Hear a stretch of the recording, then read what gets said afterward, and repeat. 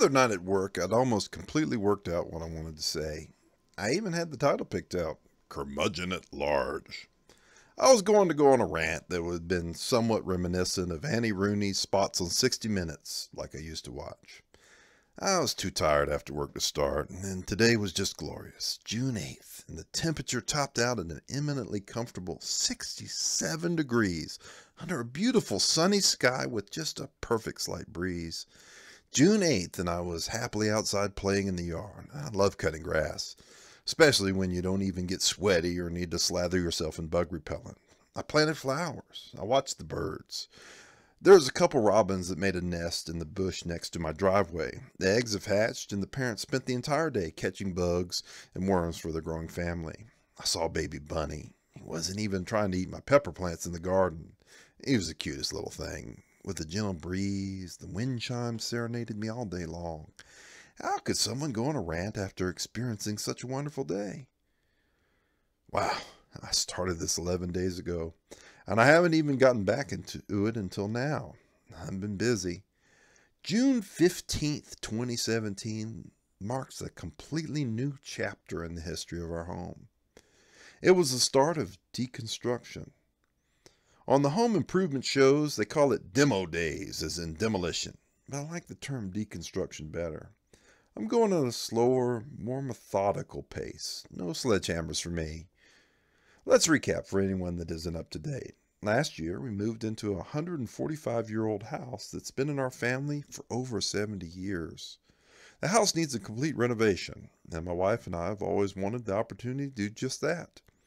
Last week, on June 15th, we began removing plaster and lathe in one of the upstairs bedrooms. Looking at the video, you may notice a couple things. For instance, the entire room has exactly one electrical outlet, and it is lit by one light bulb on an uncovered pull chain fixture hanging from the center of the ceiling. The crumbling chimneys will be removed by a contractor with more experience and better insurance than myself in a couple months. I'm removing plaster and woodwork around the chimneys in preparation for them. There are hundreds, if not thousands, of videos, shows, and blogs about renovating homes. My half-assed attempts will undoubtedly pale in comparison to the people that care more and have more resources than a 3-year-old GoPro with a head strap. I'll try to keep you up to date on our progress, but this isn't the place to learn anything about home remodeling other than the occasional cautionary tale whenever I inevitably screw up. Along that vein, I discovered an extremely important deconstruction tip. You must wear some type of eye protection when you start to remove 145-year-old plaster above your head. For the record, the horsehair in the plaster came from a brown horse. If anyone needs small cut nails from 1872 for a project, I plan to eventually auction 1-pound lots of antique square lathe nails on eBay.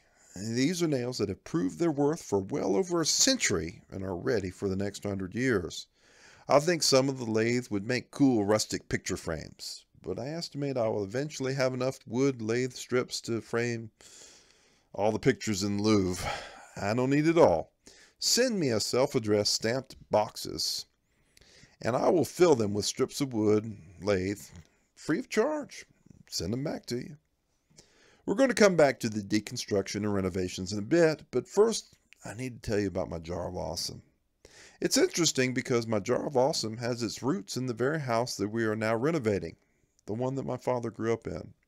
As kids, on one visit, toys that belonged to my father and aunts were brought down from the attic to amuse me and my sisters. Not because we were annoying to the adults. I'm sure it was because we were being so well behaved that my grandparents wanted to reward us.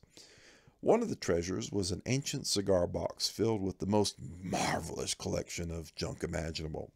Old game pieces, dice, Cracker Jack toys from when Cracker Jack toys were still awesome, some marbles, and little things like whistles and tops. Later, as an adult, it occurred to me that we, as adults, often ignore one of the 4 essential necessities to support life. Most people are familiar with the first 3 necessities we all need: air, water, and food. But we neglect the 4th equally important necessity of life: play.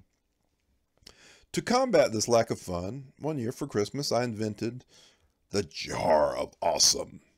A simple mason jar filled with toys, just like that magical cigar box from my youth. My own Jar of Awesome has continued to grow and evolve with me.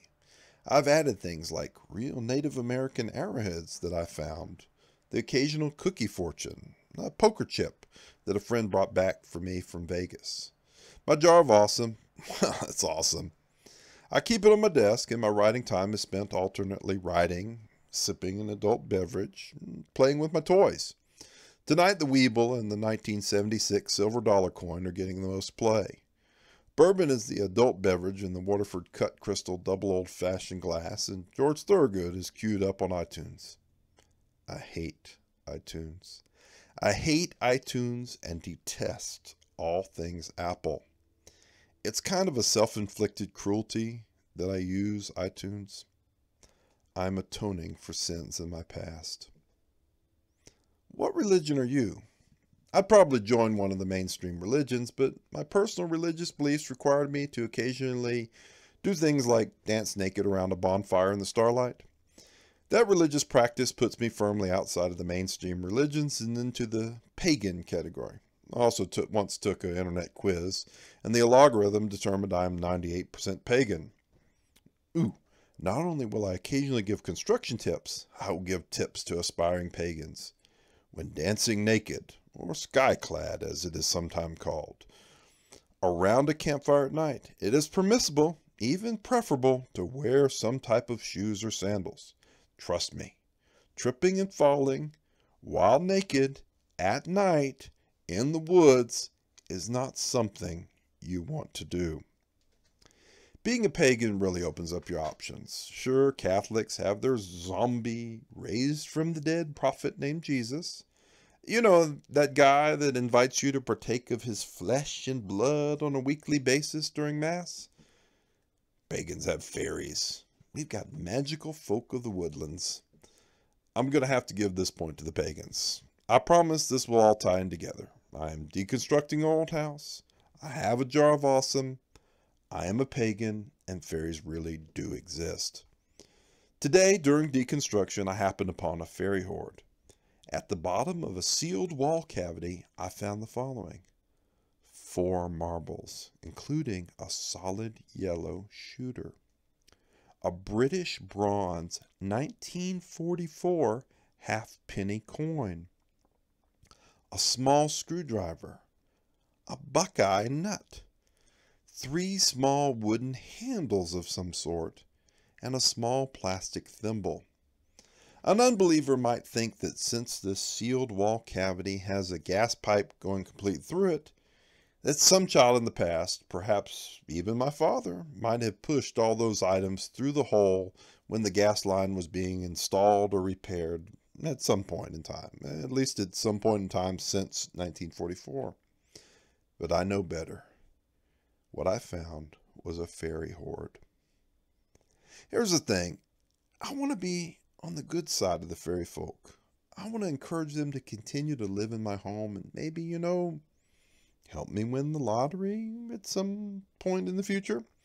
Now that I know the type of things they like, I made a momentous decision. I've decided that I will give all the contents of my Jar of Awesome to the fairy folk. Here's the rub. The contractor. How do you tell a contractor, "Hey, Mike, as a gift to the fairies, I want you to put one of these toys from my Jar of Awesome into each wall cavity as you hang the drywall, before you seal it up"? It's the little things during a remodel that make the most difference. I want to create a home that is welcoming to the fairy folk. A liquor cabinet. I also need a liquor cabinet.